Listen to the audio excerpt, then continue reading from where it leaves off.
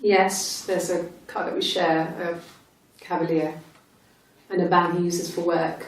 It's owned by Eric, but we look after it. Both of them are there now, parked in the street. I'm not sure about the keys for the van. I can look for you when I get back.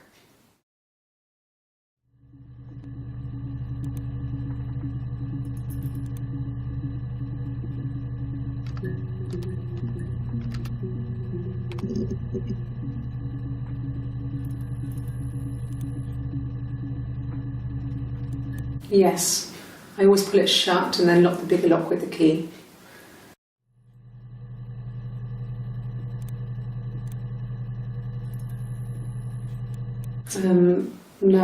No, I don't think it was.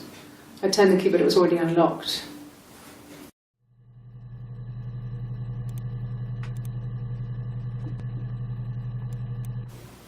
Okay. I parked up in the street. It was busy, so I had to park down the end of the road. Walked up, knocked on the door, no answer. I took my keys out of my bag and unlocked the door. The main lock was unlocked. You can tell because the key doesn't turn when you try to turn it to the left. I walked in. Simon's coat wasn't on the peg. I couldn't see his shoes in the shoe rack. I shouted out.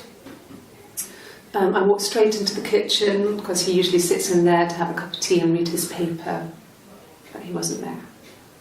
I touched the kettle. It was cold. I looked quickly in the living room. Nothing. So I walked upstairs to the bedroom and he wasn't there. I didn't search for him because it was pretty clear he wasn't there. I had a shower. The phone rang whilst I was in the shower. I didn't answer it. I think it was Eric. Then I was just exhausted. So I lay down on the bed and I fell asleep, though I didn't mean to. I woke up a couple of hours later and I was surprised to see no one in the bed next to me. And then I remembered where I was and what had happened. That's when Eric called again. This time I spoke to him. Then I called Doug and Eleanor. And then I decided to come and see you. Eleanor?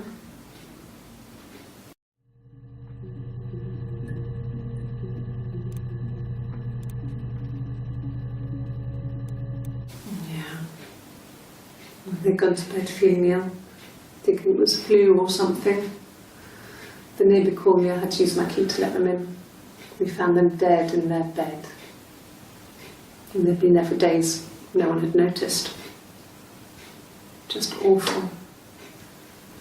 It was so soon after my miscarriage. The worst year of my life. I'd been so happy to get married, and after that it was just like, fuck.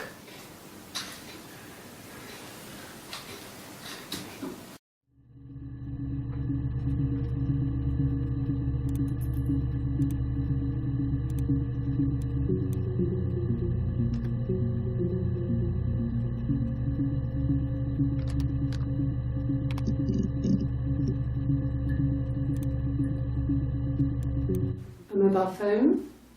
Yeah. Well, they have one for the Glaziers, but it's only for work. I can't remember the number. Oh, it's in the kitchen. I saw it plugged into its charging cradle.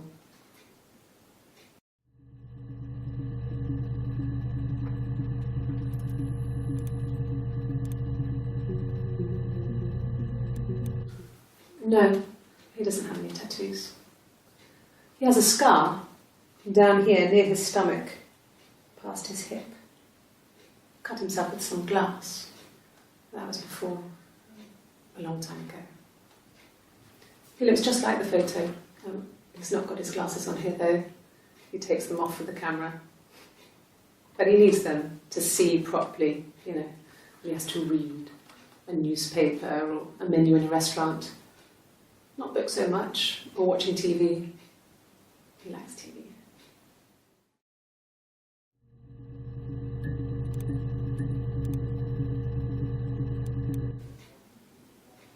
A long time.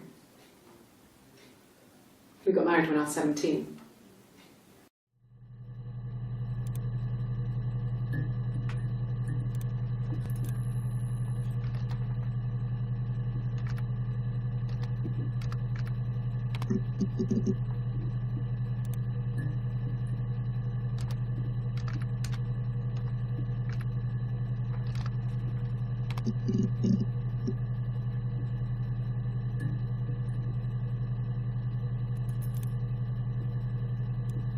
Yeah.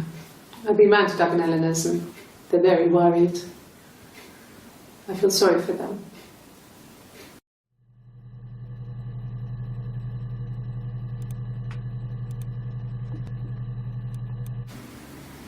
Yeah. 1984 was an awful year in the end. We were living at Doug and Eleanor's. I lost the baby at the end of spring and my parents died in the summer. It was a hot summer, a heat wave.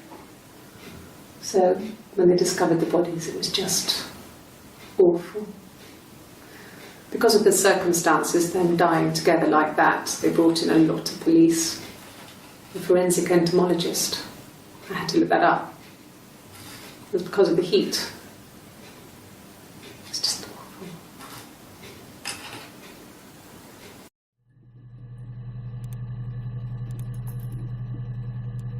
Yes.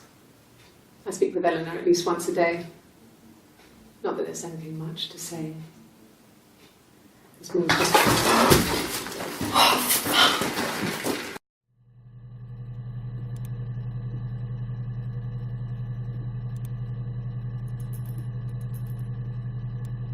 Yes. I speak with Eleanor at least once a day.